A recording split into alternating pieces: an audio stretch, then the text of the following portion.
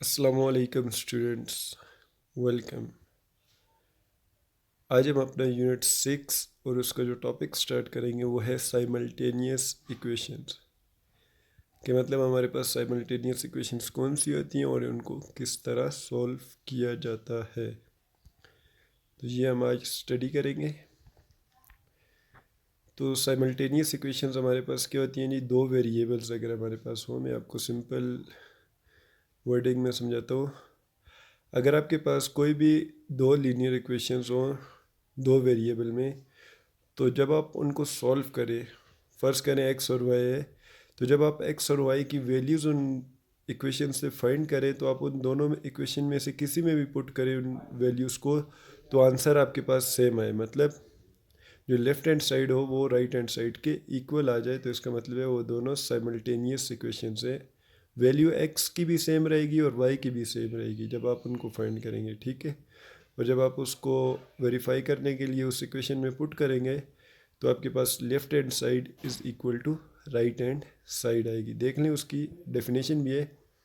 If two linear equations in two variable are simultaneously satisfied by the same values of the variables, की मतलब variables की same values को वो satisfy करे, then these equations are called simultaneous linear equation. तो उन equations को हम साइमल्टेनियस लीनियर इक्वेशंस कहते हैं। अब linear equation in one variable देख लें, आपके पास 9x-5 इज़ इक्वल टू 10। इसमें देखिए सिर्फ एक ही वेरिएबल यूज़ हुए ना, x। तो ये लीनियर इक्वेशन है क्योंकि इसकी वेरिएबल की हाईएस्ट डिग्री क्या है, 1 है, ठीक है। तो इसलिए ये linear equation in one variable है क्योंकि सिर्फ और सिर्फ एक ही वेरिएबल यूज़ हुए। अब linear equation in two variable आपके पास क्या है जी, देख लें। 2x-6y is equal to 9। ये एक एग्जांपल है। एक्स और वाई दो वेरिएबल यूज़ हो रहे हैं और दोनों की हाईएस्ट डिग्री 1 है ना, तो ये आपके पास linear equation in two variable है, ठीक है। अब आते हैं solution of simultaneous linear equations, कि हम साइमल्टेनियस लीनियर इक्वेशन को किस तरह सॉल्व कर सकते हैं। तो हमारे पास तीन मेथड है: equating the coefficient method, elimination by substitution method और क्रॉस मल्टीप्लिकेशन मेथड। सिर्फ मतलब इसमें जो आप इस यूनिट में आपने इन तीन मेथड से साइमल्टेनियस लीनियर इक्वेशंस को सॉल्व करना है, ठीक है। तो आज हम सिर्फ फर्स्ट मेथड ही पढ़ेंगे, इक्वेटिंग द कोफिशिएंट मेथड। तो इसको समझने के लिए एक एग्जांपल करते हैं। देखें, solve the equations by using equating the coefficient method. हमारे पास क्वेश्चन है कि इसको हमने सॉल्व करने using equating the coefficient method. Equating the coefficient method means कि आप इक्वल कर दें दोनों इक्वेशंस में से किसी एक वेरिएबल के कोफिशिएंट को इक्वल कर दें। इक्वेटिंग मीन इक्वल, ठीक है। और कोफिशिएंट आपको पता है वो नंबर जो वेरिएबल से मल्टीप्लाई हो। तो आपके पास जो दो इक्वेशंस आए तो आपकी मर्ज़ी, आप एक्स के वे कोफिशिएंट को सेम करते हैं या वाई के, इससे कोई भी मतलब वो नहीं हो सकता, आप अपनी मर्ज़ी कर सकते हैं, ठीक है।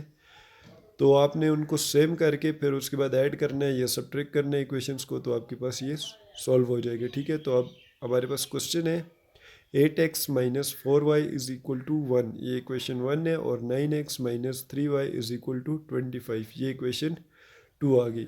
तो हम क्या करते हैं, to equal coefficients of y, हमने क्या किया जी, हम y के कोफिशेंट्स को इक्वल करते हैं। तो हमें क्या करना पड़ेगा, देखें फर्स्ट इक्वेशन में y का कोफिशेंट 4 है और सेकंड में 3 है ना। अब इन दोनों को सेम करने मतलब इक्वल कर, मल्टीप्लाई इक्वेशन 1/3 एंड इक्वेशन 2/4। क्यों? क्योंकि अगर इक्वेशन 1 को मैं 3 से मल्टीप्लाई करूँगा तो ये 12y बन जाएगा, और इसी तरह इक्वेशन 2 को अगर 4 से मल्टीप्लाई करूँगा तो ये 12y बन जाएगा। मतलब ये 3 और 4 होल इक्वेशन से मल्टीप्लाई होगा, लेकिन सिर्फ यहाँ पे हमने y के कोफिशिएंट्स को इक्वल करने हैं। तो 3 को मल्टीप्लाई किया, 3 into 8x-4y is equal to 1 multiply by 3, क्योंकि पूरी इक्वेशन से मल्टीप्लाई होगा 3। So 3 8 times 24x-12y is equal to 3 आ गया।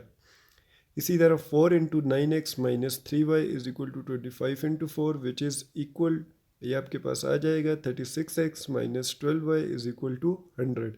ये इक्वेशन 4 बन गई और इससे पहले वाली इक्वेशन 3। अब हमने इनको सॉल्व करना है, तो देख लें, सब्ट्रैक्ट इक्वेशन 3 फ्रॉम इक्वेशन 4। अब इसको सब्ट्रैक्ट करूँगा तभी ये कैंसिल होगी, क्योंकि दोनों इक्वेशन 3 और 4 में इनके साइन इक्वल है ना वाई के, तो ऐड करने से तो ये नहीं कैंसिल होगा, इसलिए सब्ट्रैक्ट करते हैं, क्योंकि सब्ट्रैक्शन में साइन चेंज हो जाते हैं, जो कि मैंने किए हुए आपको नज़र आ रहे होंगे। So 36x minus 12y is equal to 100 और 24x minus 12y is equal to 3। तो साइन चेंज करें, ये 24x ये माइनस 24x हो जाएगा, ये माइनस 12y आपके पास प्लस 12y हो गया, और माइनस प्लस 3 आपके पास माइनस 3 हो गया। 36 माइनस 24 12x आ गया, minus 12y plus 12y cancel out, और 100 minus 3 97। 12x is equal to 97 आ गया। आपको x की वैल्यू फाइंड करनी थी, तो आपने 12 को डिवाइड कर दिया बोथ साइड पे, तो आपके पास क्या आ गया, x की वैल्यू 97 डिवाइडेड बाय 12 आ गया, क्योंकि लेफ्ट हैंड साइड से 12 डिवाइडेड बाय 12 कैंसिल हो जाएगा। तो x is equal to 97 divided by 12। अब आपने y की वैल्यू फाइंड करनी है, तो आप उसको इक्वेशन 1 2 3 या 4 किसी में भी पुट कर दे, तो आपके पास y की वैल्यू आ जाएगी। तो put value of x in equation 3। तो मैंने क्या किया, x की जो वैल्यू है उसको इक्वेशन 3 में पुट करना है। इक्वेशन 3 मेरे पास थी 24x minus 12y is equal to 3। अब जो x है इसकी वैल्यू मेरे पास 97/12 है, ये उसकी जगह मैंने लिख लिया। 12 24 से कैंसिल हो गया, 2 आ गया। So 2 into 97 minus 12y is equal to 3। ये आपके पास 194 minus 12y is equal to 3 बन गया। अब ये ऐड हो रहे हैं ना 194 यहाँ पे, इसको राइट साइड पे लेके जाने के लिए क्या करना पड़ेगा, सब्ट्रैक्ट करना पड़ेगा। So subtract 194 on both side, तो आपके पास माइनस 191 बच जाएगा। Minus 12y is equal to minus 191।